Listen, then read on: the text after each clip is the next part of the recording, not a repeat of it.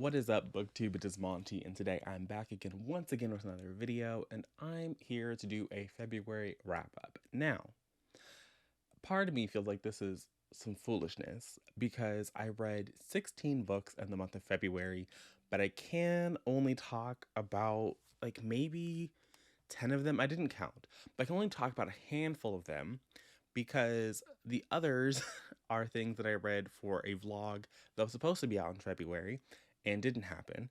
Um, so I'm not going to do that. I can't talk about them. But that vlog's coming. I'm halfway done. So maybe by March, you guys will see it. My March is a little less intense. That week long blackathon, it really fucked me up.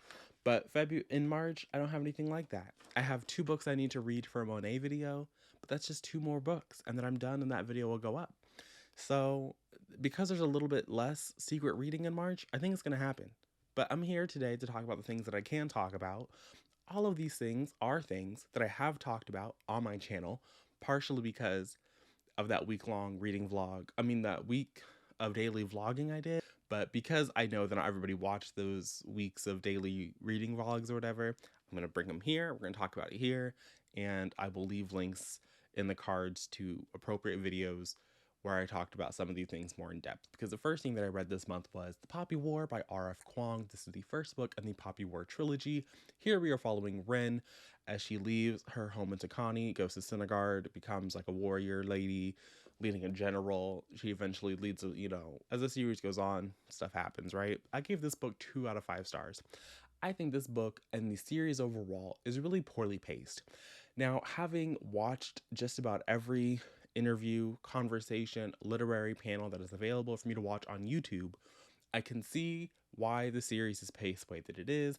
I understand creative decisions that are made over the course of the series, but I still think that the Poppy War and the Dragon Republic are both 2-star books. They are fine, they are serviceable, they kind of get the job done. I think that there are definitely elements of the story that feel convenient, that feel like they happen just so they can happen.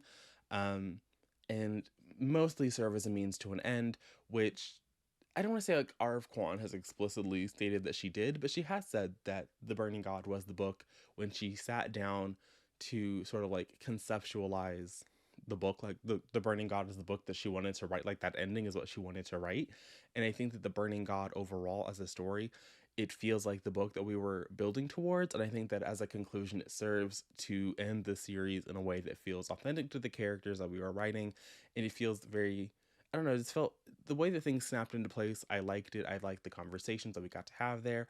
I liked getting to see all of the things that we had been experiencing over the course of the first 2 books, kind of like those conversations deepen and blossom into something that I just enjoyed reading. So overall, The Poppy War and, like I said, The Dragon Republic were 2-star books, and The Burning God was a 4-star read. I have a whole like series spoilery discussion. I'll leave that linked in the cards.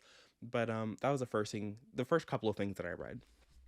Then for the first read of Blockathon, I had Why, a conversation about race by Taye Diggs. This was sent to me by the publisher. They asked if they could send it to me, and I said sure. And for this one, I said it's a picture book. I will read a picture book. And overall, like, it was cute. I don't really think that there was a conversation about race. And I do think the conversations they had was like, it was fine. I still haven't reread it because I haven't brought myself to do that. It is only 32 pages. The illustrations are not for me. And it just, I don't know. I feel like there is a way to have these conversations in a picture book. I just don't know if maybe Taye Diggs was the person to write it. That's all I'm going to say there. The next book that I read that I can talk to you guys about was Recitative, which is a short story by Toni Morrison. This is her only short story, and it had an introduction by Zadie Smith. I still recommend, if you have not read this new edition of Recitative, to read Recitative, the short story, and then go back and read Zadie Smith's essay, her introduction, because her essay introduction is more of an analytical look at the text that you are about to read, and the text you are about to read is very short. the introduction itself was like about the same length as the actual short story, and so I do think that it would be beneficial to know the story and then read her introduction. I do think her introduction could have been an afterword, but they didn't ask me. Overall, I really enjoyed Recitative. This is um, a series of vignettes essentially with Twyla and Roberta, these two girls who meet at an it's kind of an orphanage, but the parents aren't dead. Like their parents are very much alive. It's just kind of like a group home, I guess. That's probably a better word. So they meet at this New York group home in the like 50s esque era, maybe like the 40s or whatever. They're like children. And then we get to see them at a couple more points in their life at a roadside diner, and then when they are adults living in the suburbs. And again, like very vignettes, like they are very short scenes, and you're just, it's these two girls, and one of them is black and one of them is white, and you just read their little, like these 5 moments in their life. I overall really enjoyed it. I had a good time with it. I would reread it and I would recommend it. Then I read Razorblade Tears. And Kayla, you owe me some reparations because I read this for the book club and it was god awful. And every time I see somebody give this book 5 out of 5 stars, I have to question everything: my sanity, their sanity, the publishing industry, because this book was horrible. It's billed as the story of revenge. We have these two fathers, Buddy Lee and Ike. Ike is a black man, Buddy Lee is a white man. Their sons were married and they were murdered. And so Buddy Lee is kind of like the driving force. Buddy Lee really wants to investigate and find out what happened to their sons because the police kind of aren't doing anything. And Ike is very reticent to do that because he went to jail in the past for like murder, like it was manslaughter, I think, actually. So he went to jail for manslaughter, and he's like, I don't really want to get involved. But then one day he goes to visit his son's grave, and it has been vandalized, and that's just the bridge too far. But it's important to note that both Buddy Lee and Ike were violently homophobic to their children. Buddy Lee tells us that he whipped his son like a runaway slave because he saw him kissing a boy down by the river. And we know that Ike iced out his son. So both of these men were homophobic. Buddy Lee, violently so. And yet, over the course of the story, we see all these other side characters being a little homophobic, a little questioning, a little, like not down with it. And Buddy Lee and Ike act like they have never seen a homophobia. They've never been a homophobia. And it's just like, can we get some self-awareness? Can we can we like do some inward reflection? The book quickly devolves into a bootleg Sons of Anarchy. Then it devolves even further into an R. Kelly situation, and then it devolves even further to a Law and Order SVU episode from 2006. 2006. And I think that of all the people who are out here talking about commentary this and commentary that, commentary has to actually provide something. You can't just say homophobia exists, racism exists, these people exist, and call it commentary. No, that's an acknowledgement at best. At best, you have acknowledged these things. S.A. Cosby has no insight, has no discussion to be had about what it is actually like to be a black gay man in the South because he murders the only black gay man in the book. He has no insight on what it's like to be just a queer person in the South because he kills off that guy too. The white one's dead. So it's just like, this isn't a story of revenge. It's not only it's not a satisfying story of revenge because people getting the revenge do not care about their children. It's not a satisfying story of redemption because you only care about this person because they're dead. You don't care about this person because, you loved them before they were gone. It's, oh, I never really got to apologize for being a homophobe, and I'm still kind of a homophobe, but no one can be a homophobe to my child but me. It's just stupid. The book is god awful. I demand reparations from somebody because time was wasted. Time was wasted. Worst book of 2022 for sure. Can't imagine it gets any worse than that. Then I read, or actually I was reading this simultaneously to Razorblade Tears, and that was 50 Words for Rain by Asha Lemi. This is a debut novel set in the post-World War II Japan, where we follow our girl Nori. And y'all, thoughts and prayers for the good sis, because she was going through it.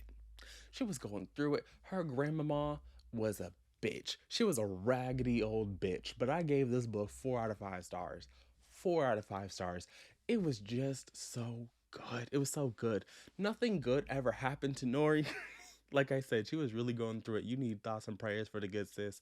I also don't recommend reading this if you don't want to read about like sex trafficking, skin lightening, abuse, neglect, death of a loved one, abandonment, parental neglect. Like, again, it's a very heavy. I don't know if I would call it heavy because Nori herself is really upbeat. Like Nori continues to like try and find the best of a situation to hold on to her happiness, but the things that are happening around her are very heavy. I would put it like that. And I do think that Asha Lemi had a really um she's really talented. I had a really good time reading her book. I'm excited to see what she comes out with next. I recommend it. It was a look at this time in history from a perspective that I haven't read before. And so ultimately, like I said, I gave it 4 out of 5 stars. Then I read Bad Fat Black Girl, Notes from a Trapped Feminist by Cecily Bowen, and this was a 5 out of 5 star listen. This was given to me as an advanced listener copy from Libro FM. So I did, didn't have to pay for this or whatever. But if you can get it from your library, get it from your library because it was good. It was a good audiobook. It was a good time, and I recommend it. It feels more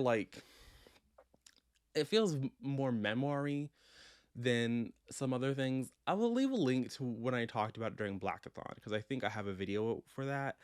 It feels a little memory, but it was good. It was a good time. So recommend it. Then I read Wahala by Nikki May. I think this is a debut. We follow 4 biracial Nigerian women in modern England. I want to say we're in London, but we're probably not. I'm probably just conflating the whole island. But we're set in the UK, and we follow these biracial Nigerian women. It's a core group of 3, and then there's a 4th girl who was added in. And when she comes into the mix, things go they go bad. I think this was actually comped to Leanne Moriarty, and if you like Leanne Moriarty, I think you're gonna like this one. It was a fun time. I liked the characters. There was a lot of messy conversations that I hadn't seen in a lot of books that I've read before.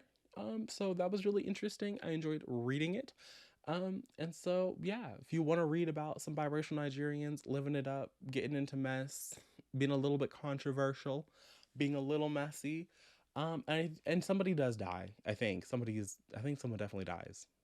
Don't hold me to that. But if I'm remembering correctly, that man did. And then the last book I can talk to you guys about has a whole review, and that was Sarah J. Maas's House of Sky and Breath. My UK edition finally came in. We have matching spines. All is well in the universe. I gave this book 2 out of 5 stars. Not a good book. Not a good book. Not a good time. Sarah played in my face for 1,500 pages. So I'm still not over it. I'm still very upset with her. Don't like that. But, it is what it is. So that's what I have to say about all of the things that I read this month. Let me know down below how your reading month went. And I will see all of you guys again soon with another video. But until then, and until next time, bye.